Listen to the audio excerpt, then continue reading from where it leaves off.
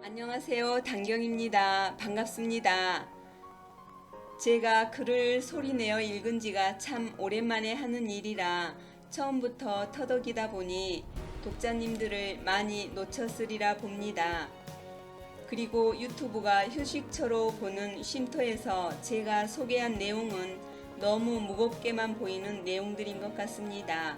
하지만 스승께서 남겨주신 좋은 내용들을 여기밖에 소개할 데가 없어서 무작정 뛰어들어 하다 보니 노기경이 알려지지 않아 계속 소리쳐도 노기경은 언제나 보아줄까만 생각하다 보니 제가 처음 영상을 잘못 만들었던 것을 이제야 알고 다시 제작하게 되었습니다.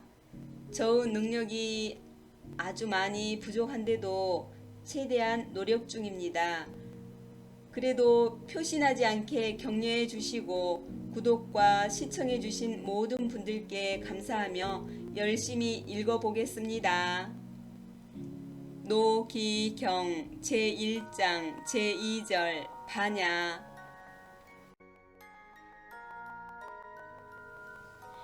반야란 범어인데 번역하면 묘지혜가 됩니다. 이것은 천지 만물을 생성하는 가장 높은 원리이고 이 원리는 털끝만큼의 흠도 없습니다. 이 원리는 이름이 없는데 부처께서 억지로 이름하여 반야라고 하시니 자성이라고도 합니다. 그 본체는 오만히 밝아 막힘이 없고 통하여 걸림이 없으니 자성의 오묘한 모습입니다. 그 모습이 신령하게 밝아 모든 것을 비추어 알아차리니 마음이라 합니다. 그 성품은 중용이 되고 그 마음은 정성스러운 밝음이 됩니다.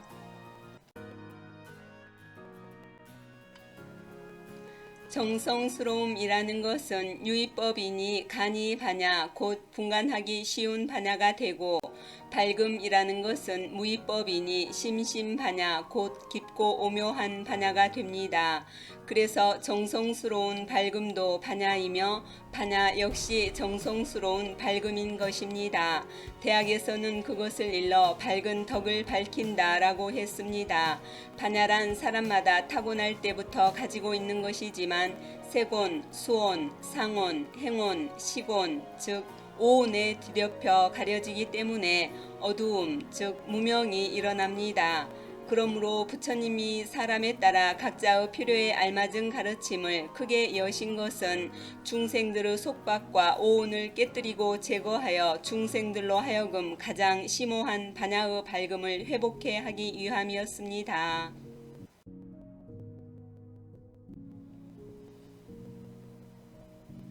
정성성 말한 것을 이루려고 하면 정성이 들어가야 하니 공경할 또는 정성성 밝을 명 해와 달이 함께 낮과 밤을 밝히니 밝을 명 큰 덕 사람마다 시방사회에 베푸는 한마음은 크니 큰 덕 오온이란 물질 덩어리 하나에 정신 덩어리 넷을 합한 5 덩어리입니다.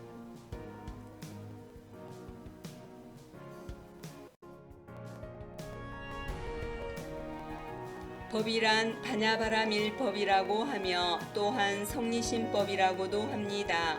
그러므로 반야심경에서는 크게 깨달아 아신 보살은 반드시 반야바라밀법에 의지하여 계율을 지키면서 수행한 까닭에 마음이 온갖 경계에 걸림이 없고 뒤바뀐 헛된 생각을 하는 괴로움을 멀리 떠나게 되어 모든 번뇌 망상이 사라진 열반의 과일을 얻게 되었다라고 하였고 게다가 보살뿐만 아니라 3세의 모든 부처님들도 모두 반야바라밀법에 의지하여 계율을 지키면서 수행한 까닭에 바르고 온만히 깨달은 과일을 얻게 되었다라고 하였습니다.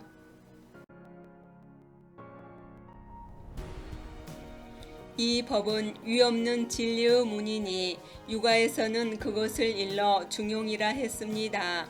곧 성인이 대대로 계속 끊어지지 않게 서로 전하여 온 신법입니다. 중심을 잡는다는 건 무엇이겠습니까? 중심을 잡는다는 것은 바로 마음이 본래 자리를 고요히 지켜 움직이지 않는 것입니다. 움직이게 된다면 반드시 어느 한쪽으로 치우치지 않고 알맞게 중심을 잡습니다. 중심 잡음에 이르려면 반드시 정성스러움으로써 이르니 곧 하늘과 땅이 제자리를 찾게 됩니다. 조화로움에 이르려면 반드시 밝음으로써 이르니 곧 만물이 풍요롭게 자라납니다. 무릇 하늘과 땅이 생성되고 만물이 풍요롭게 자라나는 것은 모두 온통 정성스럽고 밝기 때문입니다.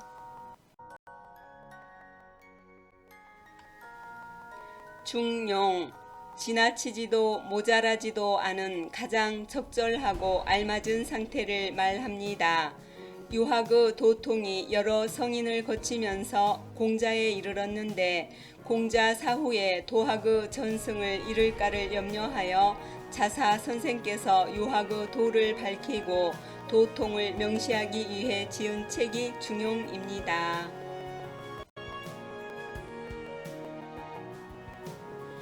정성스러움이라는 것은 등불이며 밝음이라는 것은 불빛입니다. 정성스러우면 밝은 것이며 밝으면 정성스러운 것입니다. 정성스러움과 밝음은 한 몸의 양쪽 면입니다. 따라서 정성스러움으로써 시작으로 삼고 밝음으로써 끝마무리로 삼는 것입니다.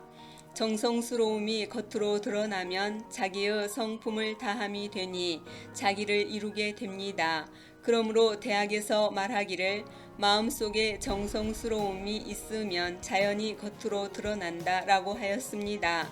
밝음이 남을 감동시켜서 남이 변화하게 되면 만물의 성품을 다함이 되니 만물을 이루게 됩니다. 그리하여 정성스러움은 밝은 덕이 되고 밝음은 백성을 새롭게 함이 됩니다.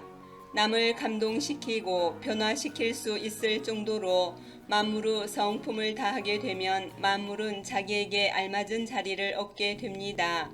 곧 말하기를 지극한 선에 머무른다는 것입니다. 그래서 정성스러운 사람은 올바른 것을 가려서 그것을 확고히 잡고 끝까지 지켜나가는 사람이며 밝은 사람은 언제 어디서나 차분하고 침착하게 중도를 걷는 사람인 것입니다. 능숙해지고 정확히 알아지고 깨침을 얻게 되고 분명히 밝아지고 독실해지는 목적을 확고히 잡고 있으면 바야흐로 그것을 일러 밝음이라고 합니다.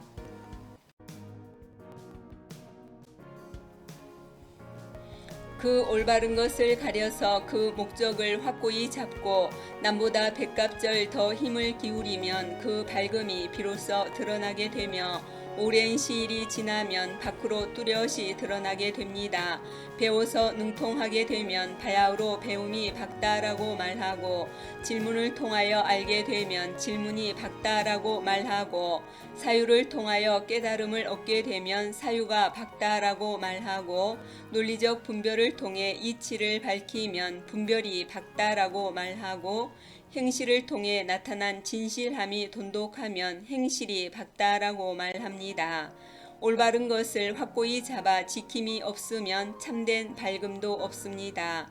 그 올바른 것을 가려서 그 목적을 확고히 잡으면 참된 밝음은 본래 상태를 회복하게 됩니다. 참된 밝음이란 바로 둥글게 밝은 하나의 성품입니다. 이러한 경지에 이르면 하늘 이치의 자연체와 더불어 그 덕이 하나가 됩니다. 그러므로 정성스러움은 하늘의 이치가 지니고 있는 자연스러움이니 정성스러움은 곧 이치이며 이치는 곧 하나입니다. 하나라는 것은 오로지 정성스러운 뜻을 한결같이 하는 것입니다. 알미 참되면 의심하지 않으니 정성스럽다라고 하고 지킴이 견고하면 변하지 않으니 한결같다라고 합니다. 하나라는 것이 하늘에 있으면 이치라고 하며 사람에게 부여되면 성품이라고 합니다. 한 일자 그림 설명입니다. 널리 배우는 것은 한 일자의 바탕입니다. 자세히 질문하는 것은 한 일자의 몸통입니다. 신중히 생각하는 것은 한 일자의 모습입니다. 밝게 분별하는 것은 한 일자의 지혜입니다. 돈독하게 행동하는 것은 한 일자의 작용입니다.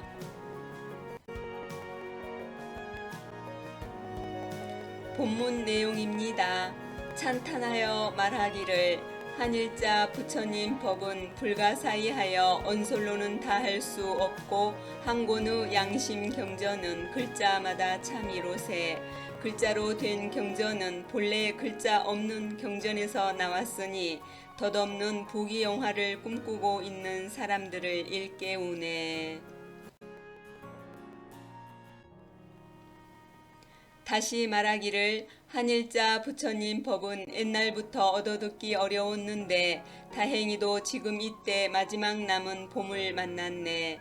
미륵부처가 속세에 내려와서 각 가정의 문을 두드리건만 애석하게도 사람들이 진짜인 줄 알지 못하네. 또 말하기를 한일자 부처님 법은 참된 이치이건만 세상 사람들 대다수가 찾아서 행하려 하지 않고 왼쪽 옆길로 난 험한 길에만 깊이 빠져 주시하고 있네. 하나라는 것은 이치인데 이치란 성품입니다. 성품이라는 것은 반야인데 번역하면 묘지혜가 됩니다. 부처님은 하나의 묘지혜에서 84,000의 법문을 탄생시켜서 중생의 84,000의 번뇌 근심을 상대하여 치료해 주십니다. 반야 삼매도 그림 설명입니다. 반야의 바탕은 총명하고도 밝은 지혜가 있음이요. 이는 이르러 굴림함입니다. 반야의 몸통은 관용과 여유가 있고 온화하며 유순함이요. 이는 넉넉히 포용함입니다. 반야의 모습은 가지런히 단정하고 엄숙하며 치우침 없이 알맞고 올바름이요. 이는 삼가서 경건함입니다.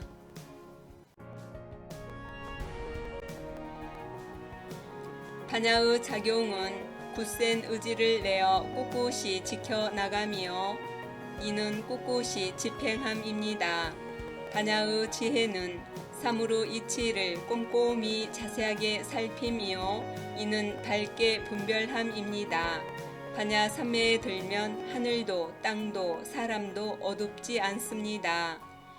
정성스러움은 하늘의 도리이니 차분하고 침착하게 반야 삼매에 들어 중도를 지킵니다.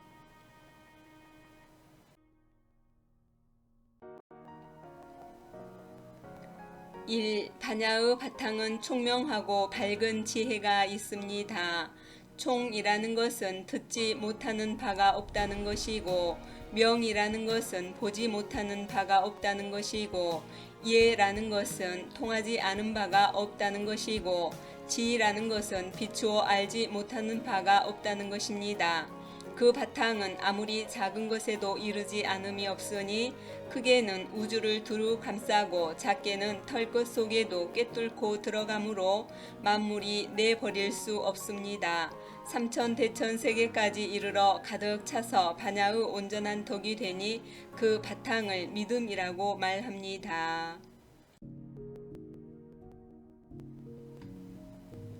삼천대천세계 수미산을 중앙으로 하여 7개의 산맥과 8개의 바다가 둘러싸고 있으며 그 밖으로 4개의 대륙이 있고 그 가장 바깥을 천리산이 에워싼 공간을 한 개의 소세계라 하며 이 소세계를 1000개 합친 것이 소천, 소천을 1000개 합친 것이 중천, 중천을 1000개 합친 것이 대천이니 하나의 대천 세계에는 각각 소천, 중천, 대천의 세 천이 있으므로 이것을 삼천대천세계라고 합니다.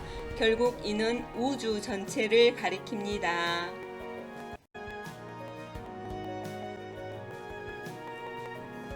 2. 반야의 몸통은 너그럽고 넉넉하며 따뜻하고 부드럽습니다. 너그러워서 좁지 않고 넉넉한 여유가 있어서 포용하고 따뜻하여 온화하고 부드러워서 유순합니다. 능히 천지 만물에 쓸 수 있어서 만물을 낳고 기름이 무궁하니 그 몸통을 어짐이라고 말합니다.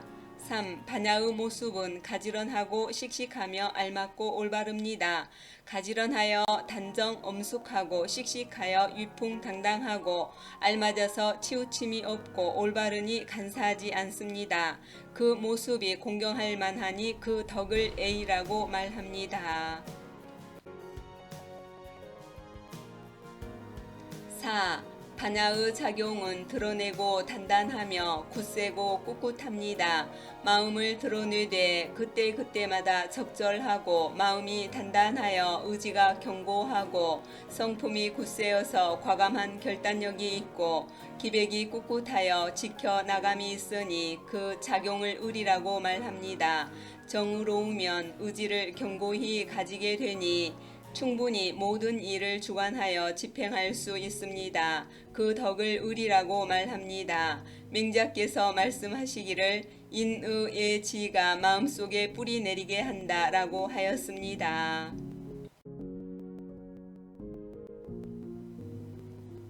5. 반야의 지혜는 빛나고 논리적이며 꼼꼼하고 살핌이 있습니다.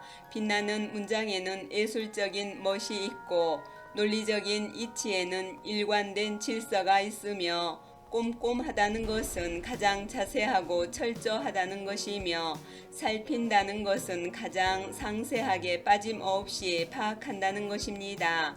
그러한 지혜는 능히 진짜와 가짜, 옳고 그름을 구별할 수 있어서 밝게 분별하기에 충분한 것이니 그 덕을 지혜라고 말합니다.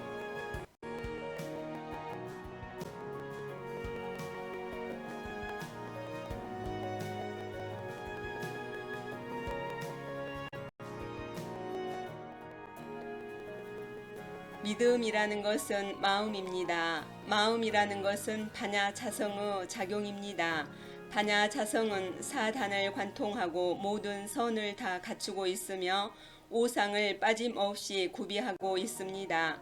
그러므로 성인의 신법은 탐욕, 성냄, 어리석음에 물든 사람의 마음을 바로잡아 고치는 것입니다.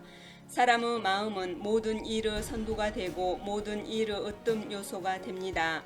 그러므로 말하기를 부처는 마음으로 인하여 이루고 덕도 마음으로 인하여 쌓으며 공로도 마음으로 인하여 세우며 죄도 마음으로 인하여 지으며 재난도 마음으로 인하여 생겨나며 재앙도 마음으로 인하여 그치게 된다라고 하였습니다. 어질고 자애로운 마음이 있다면 바야흐로 어질고 자애로운 일을 하거나 어질고 자애로운 정책을 시행할 수 있습니다.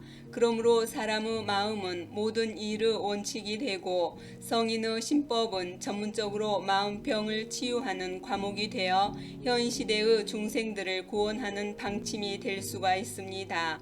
이렇게 반야자성이 갖추고 있는 5가지 덕으로서 최고의 근본 이치를 설명하였는데 그 이치는 최고의 지혜가 있지 않으면 그 참된 실체의 실제 모습을 깨칠 수가 없습니다.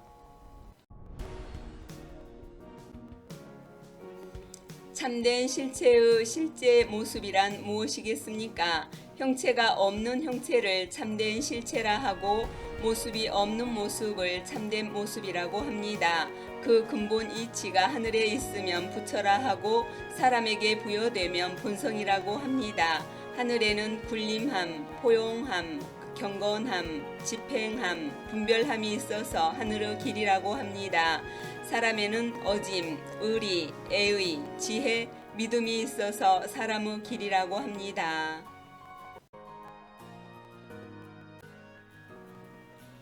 하늘의 길이 비록 5이라 해도 하나의 정성스러움에서 벗어나지 않습니다. 사람의 길이 비록 5일지라도 역시 하나의 정성스러움에서 벗어나지 않습니다.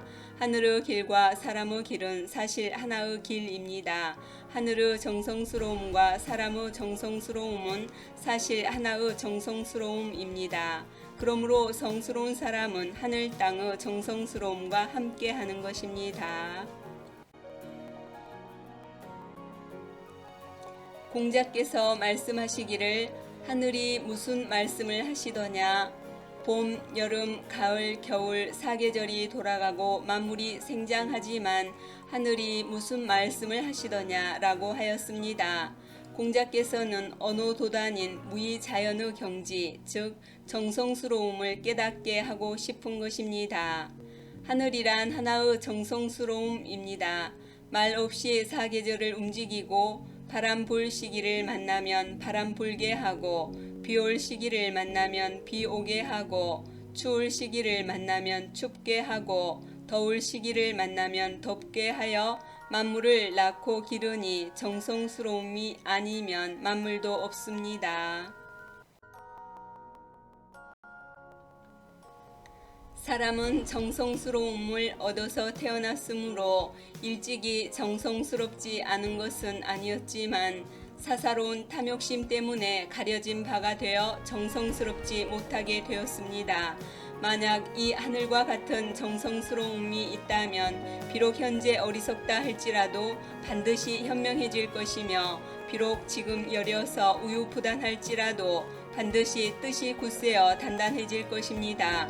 이미 현명하고 단단해졌다면 자연히 남을 감동시키고 변화시킬 수 있을 정도로 언제 어디서나 태연하고 침착할 것이니 가히 중용의 길이라고 할 만합니다. 이와 같이 중용의 길을 가는 사람이 중용을 드러내면 백성들이 공경하지 않음이 없고 중용을 실행하면 백성들이 기뻐하지 않음이 없으며 중용을 말하면 백성들이 믿지 않음이 없습니다. 따라서 하늘의 정성된 밝음과 성인의 정성된 밝음은 하나로 연결된 진리인 것입니다. 배우지 않을 수 있지만 배운다면 능숙해지지 않고서는 도중에 그만두지 말고 질문하지 않을 수 있지만 질문한다면 정확히 알아지지 않고서는 도중에 그만두지 말며 생각하지 않을 수 있지만 생각한다면 깨침을 얻지 않고서는 도중에 그만두지 말며 분별하지 않을 수 있지만 분별한다면 분명히 밝아지지 않고서는 도중에 그만두지 말며 실행하지 않을 수 있지만 실행한다면 독실해지지 않고서는 도중에 그만두지 말아야 합니다.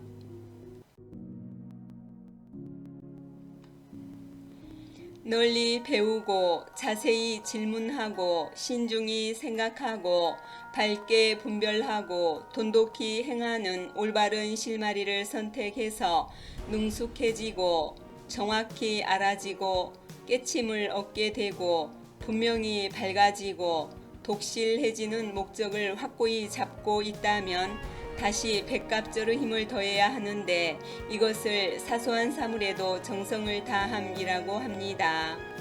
치곡이란 곡에 이르게 한다는 뜻으로 사소한 일에도 급진히 함을 말합니다. 중용 23장에서 성이 아직 지극함에 이르지 못한 자들은 사소한 일, 개개의 사물에도 성을 다해서 하나하나 성취해 나가야 하는데 이를 치곡이라 하였습니다.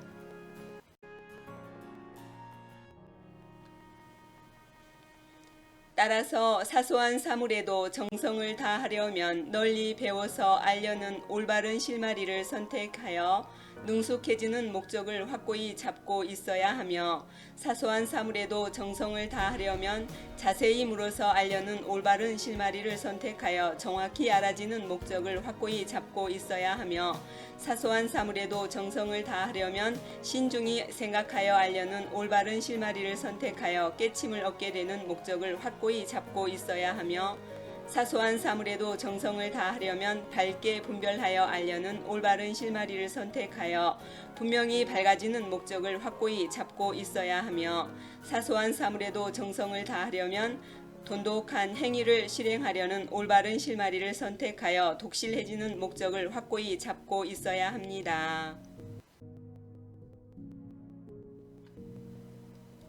그러므로 말하기를 하늘은 정성스러움을 얻어서 사계절이 돌아가고 사람은 정성스러움을 얻어서 태어난다 라고 하였습니다. 정성스러움은 반야의 본체이고 밝음은 반야의 작용입니다.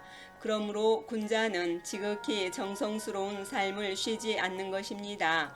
정성스러움은 하늘의 도리이고 정성스러워지려 노력하는 것은 사람의 도리입니다. 정성스러워지려 노력하는 것은 사람의 도리입니다. 그 올바른 실마리를 선택하여 그 목적을 확고히 잡습니다.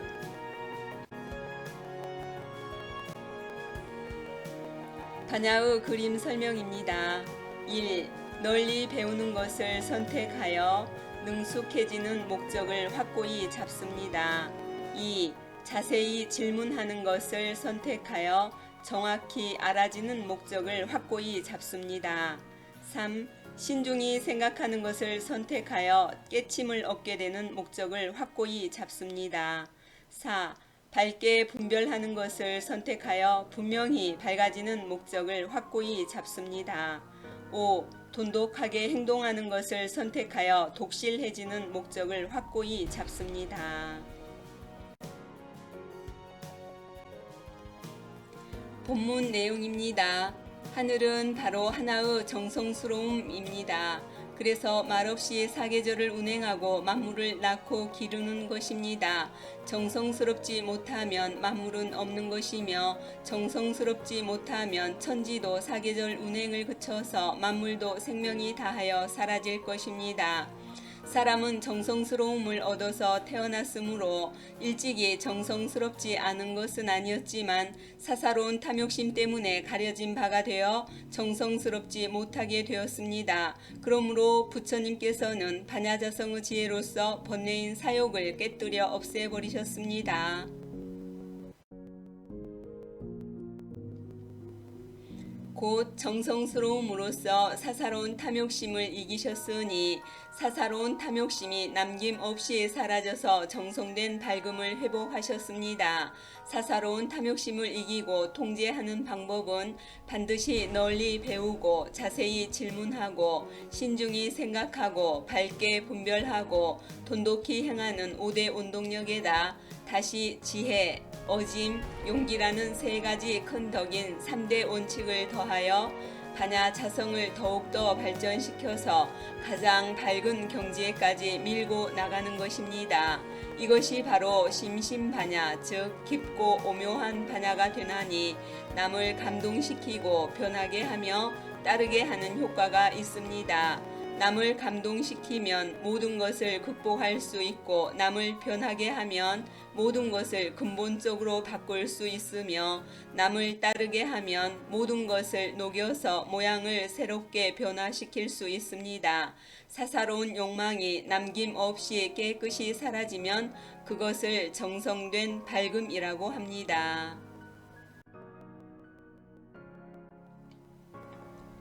지혜로운 사람은 반야 오독에 어둡지 않고 어진 사람은 반야 오독을 행할 때 사사롭지 않으며 용기 있는 사람은 반야 오독을 확고히 잡아 실천합니다. 반야 오독에 어둡지 않으면 12곡절을 잘 판가름하는 밝음이 있는 것이니 바로 식견이 높고 현명한 것이고 반야 오독이 사사롭지 않으면 나만을 위하는 욕심이 없으므로 폭넓게 두터운 것이며 반야 오덕을 확고히 잡아 실천할 수 있다면 아득히 오래갈 것입니다.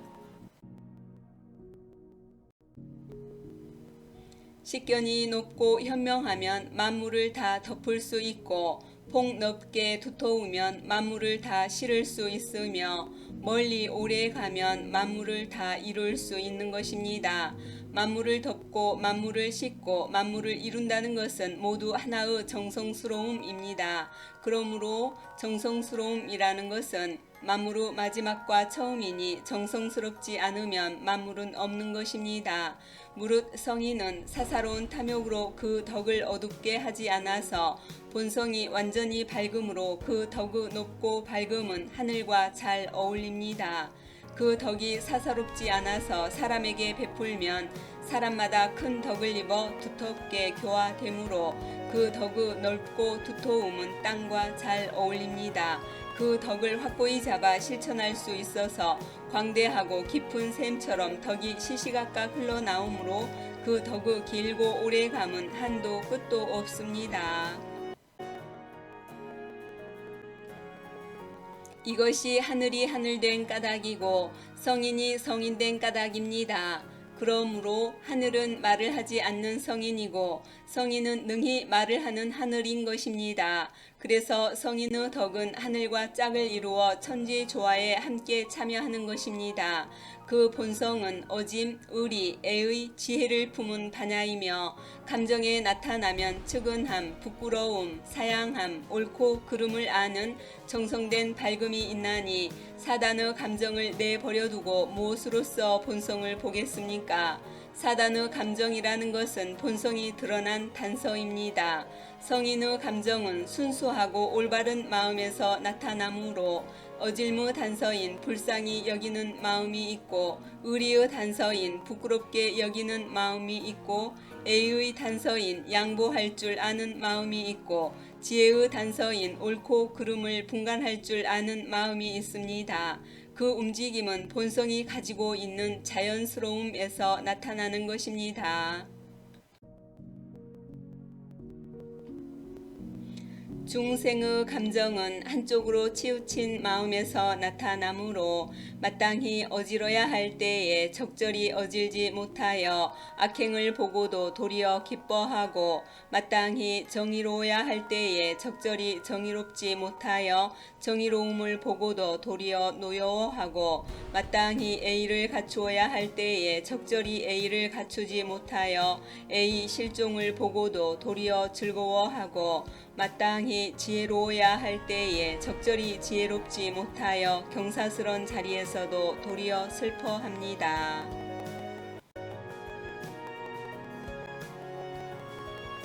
곧 기뻐함, 성냄, 슬퍼함, 즐거워함에서 탐냄, 진노함, 어리석음, 애착함으로 변하게 되는데 그러한 변화가 일어나는 움직임은 사사로운 욕망의 번뇌에서 나오는 것입니다. 그러므로 사사롭게 차별하는 마음이 있으면 치우치게 되고 치우친 마음으로 인하여 악독하게 되는 것이니 봄 바탕이 비록 부처라고 해도 부처에서 사람으로 사람에서 짐승으로 떨어지게 됩니다.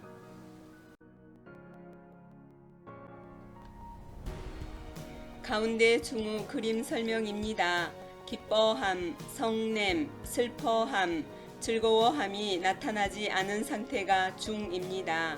이미 기뻐함, 성냄, 슬퍼함, 즐거워함이 나타났다면 어떤 경우에는 지나치고 또 어떤 경우에는 미치지 못하게 됩니다. 따라서 수행하는 방법은 항상 이 중을 지키거나 그 지나친 것을 억누르고 그 미치지 못한 것을 이끌어 당겨야 합니다. 바로 이것이 법도에 딱 들어맞음입니다.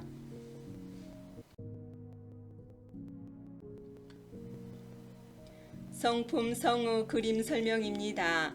본성이 아직 나타나지 않았을 때는 참된 이치가 하나로 단합되어 원만하고 아주 고요하여 움직임이 없습니다. 이러한 본성은 천리의 근원이며 모든 선의 처음이니 중이요 큰 근본입니다. 이것은 반야의 본체입니다.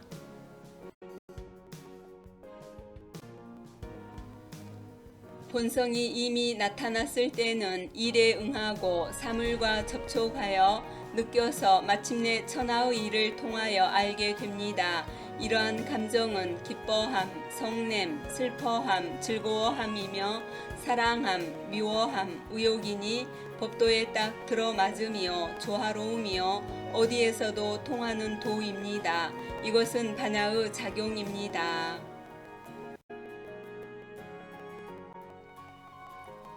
본문 내용입니다. 감정이라는 것은 본성이 나타난 단서입니다. 그래서 본성은 본체가 되고 감정은 작용이 됩니다. 순수하고 올바른 마음에서 나타나는 감정은 본체와 작용이 다 같이 사용된 것이니 성현이 사용하는 감정입니다. 한쪽으로 치우친 마음에서 나타나는 감정은 본체가 정성스럽지 못하고 작용이 박지 못해서 사사로운 욕망의 기질에 덮이고 성품의 본래 밝음을 가리니 천리를 손상시키고 순수하고 올바른 성정을 거역 배반하여 나날이 더럽고 낮은 곳으로 흘러가 앞길이 위태롭다 할 것입니다.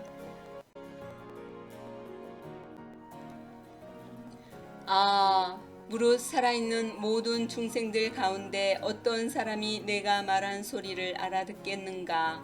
아득히 펼쳐진 큰 괴로움의 바다 가운데 머물러 쉴 피하는 땅은 어디인가? 육조 해능대사께서 이르시기를 하나의 반야로부터 84,000의 지혜가 생겨난다. 무슨 까닭인가? 중생에게 84,000의 번뇌가 있기 때문이다 라고 하였습니다. 만약 번뇌가 없다면 지혜가 어떻게 나타나겠습니까?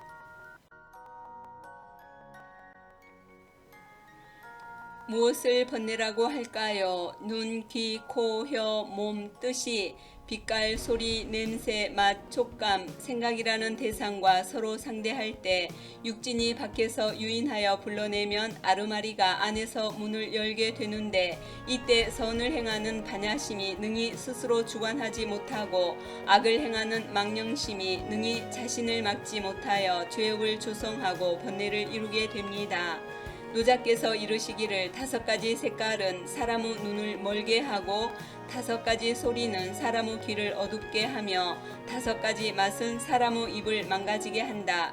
말을 타고 달리며 사냥하는 것은 사람의 마음을 미쳐 날뛰게 하고 얻기 어려운 재물은 사람의 행실을 그르치게 한다 라고 하였으니 이것을 번뇌라고 합니다. 한 가지 번뇌를 없애면 한 가지 반야가 증가합니다. 예를 들면 흙을 파서 구덩이를 만들면 빈 공간이 생기는 것과 같습니다. 한 덩어리의 흙을 파내면 한 덩어리만큼의 빈 공간이 증가하고 흙 덩어리를 모두 없애면 모두 없앤 만큼의 빈 공간이 저절로 나타나는데 어찌 흙덩어리를 없애고 나서 별도로 있는 빈 공간이 반입되기를 기다린단 말입니까? 이는 마치 색연필로 거울에 그림을 그려서 밝음을 덮어 씌우는 것과 같습니다. 거울의 근본 바탕은 밝지만 색채를 그려 넣음으로 인해 밝음이 덮여 가려진 것입니다. 밝음이 비록 덮여 있지만 거울 본 바탕의 밝음은 일찍이 없어진 것이 아닙니다. 밝음은 색칠에 따라 없어졌으니 밝음이 덮인 것이지만 색채가 제거되면 밝음은 저절로 존재합니다. 색채를 제거하고 별도로 밝음을 보태는 것이 아닙니다.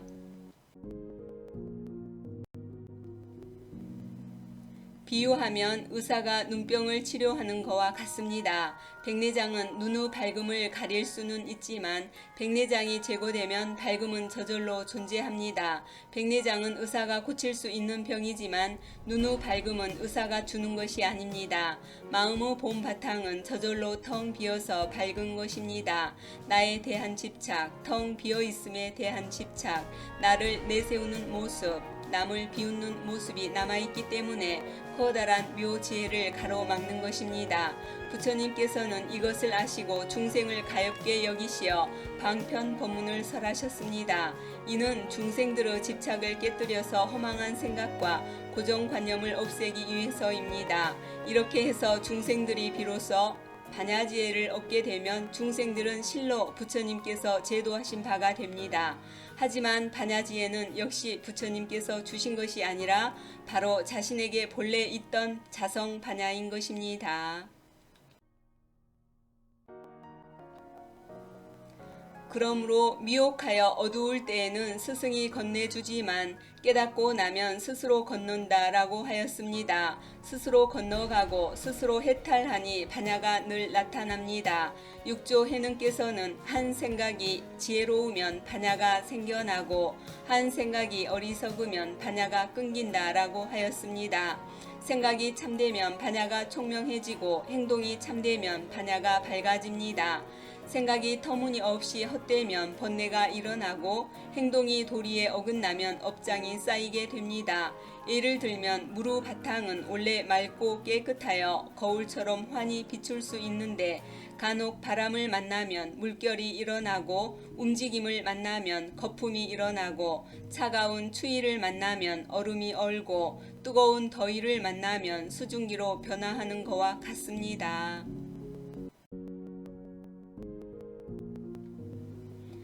물은 본래 물결도 거품도 얼음도 수증기도 없지만 물이 만나게 되는 환경이 달라짐으로 인해서 천만 가지의 변화가 생겨나는 것처럼 허망한 생각과 행동으로 지은 모든 번뇌 업장이 능히 반야의 밝음을 가로막게 됩니다.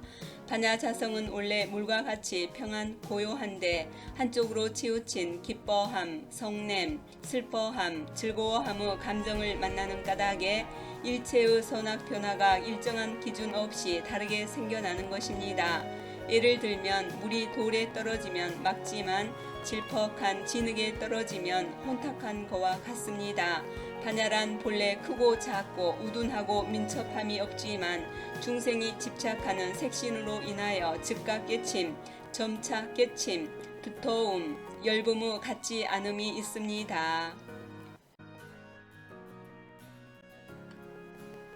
예컨대 여행을 갈 때는 자동차로 가거나 자전거로 가거나 전차로 갈 수가 있습니다. 자동차는 빠르고 전차는 느리고 자전거는 한층 더 느리지만 도로가 느리거나 빠른 것이 아닙니다. 차의 기계장치로 인하여 느리고 빠른 차이가 있을 뿐입니다. 반야 자성 역시 성인이라고 더 늘어난 것이 아니고 범부라고 더 줄어진 것이 아닙니다. 사람마다 본래 똑같은 반야를 가지고 태어났지만 반야의 밝음이 같지 않은 것은 그 정성스러움이 충분함과 부족함의 차이가 있기 때문입니다. 반야는 바로 속박이 없는 자유로움이므로 반야 안에는 고난과 재앙이 없습니다. 속박이 없는 자유로움은 반야의 오묘한 모습입니다. 어떤 것을 오묘한 모습이라 할까요? 모습이 없는 모습을 오묘한 모습이라 하고 형체가 없는 형체를 실체라고 합니다. 오묘하다는 것은 모든 법이 속박할 수 없고 온 세월이 흘러도 소멸할 수 없다는 것입니다. 무릇 우주 안에 모양이 있는 것은 잡을 수 있고 형상이 있는 것은 볼 수가 있으니 이는 모두 생멸하는 헛개비 모습이며 다 같이 무너져 없어짐이 있으니 오묘한 모습이라 하지 않습니다. 그래서 금강경에서는 인연을 따라 변해가는 모든 현상은 꿈 같고 헛개비 같고 물거품 같고 그림자 같고 이슬 같고 또한 번개 같으니 반드시 이와 같이 관찰해야 한다라고 하였습니다.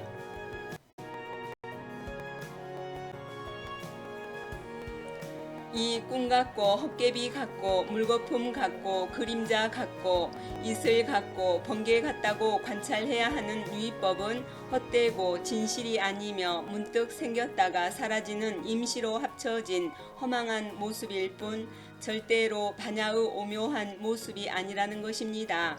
무엇을 유의법이라고 할까요? 이것은 모든 조작함이 있는 법입니다. 곧 유격 칠정의 세계인 몸과 물질의 세계인 형상과 지어감과 행이라고 하는 임시로 합쳐진 허망한 모습을 말합니다.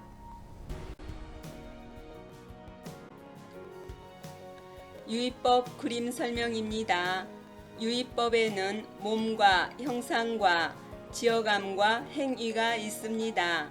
몸이란 다섯 감각 기관과 뜻이 활동하는 물질로 이루어진 육체입니다.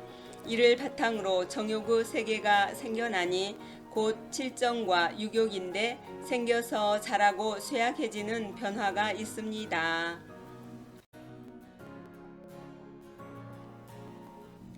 형상이란 시공을 통해 나타난 수많은 모양과 성질을 지니고 있는 물질입니다.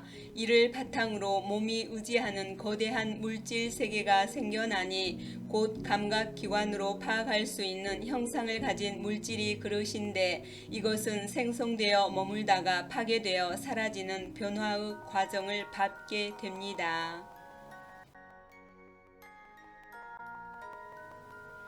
지어감이란 형상이 있는 도에 집착하거나 유를 완전히 부정해버리고 공에만 집착해 머무는 우둔한 공과 제도 중생의 마음 내지 않고 죽은 재와 같은 마음에만 머무는 죽은 공의 도에 치우치는 것이니 이는 모두 중도에 맞지 않습니다. 행위란 이로움, 해로움, 얻음, 이름과 같은 세속의 견해를 가지고 따져서 꾀를 내는 것이니 이는 좋은 일은 자기에게 돌리고 나쁜 일은 남에게 돌리는 중생들의 모습입니다. 이것은 6가지로 관찰해야 합니다. 곧 꿈 같고 헛개비 같고 물거품 같고 그림자 같고 이슬 같고 번개 같나니 문득 생겼다가 사라지는 덧없는 모습일 뿐이라고 관찰해야 합니다.